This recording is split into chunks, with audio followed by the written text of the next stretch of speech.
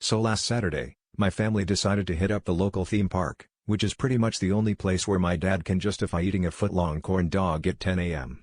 Spirits were high, sunburn was imminent, and the only real plan was to let my little brother convince Dad to ride something called the Vortex, a roller coaster with more warning signs than a nuclear power plant.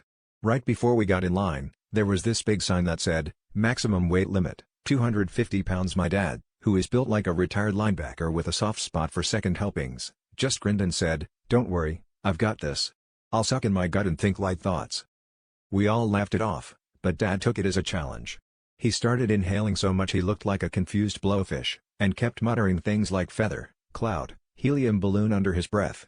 The ride operator gave him a skeptical look, but Dad managed to wedge himself into the seat with the kind of determination usually reserved for Olympic athletes or toddlers with finger paint.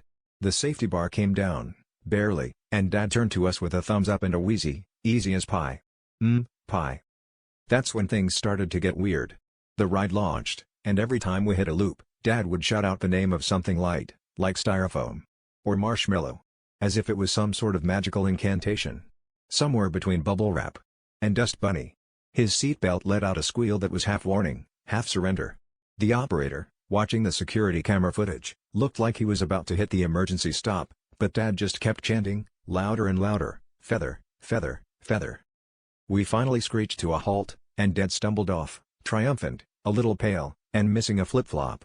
As we walked away, we passed the next group in line, staring wide-eyed at the ride car, now sporting a suspiciously dad-shaped dent.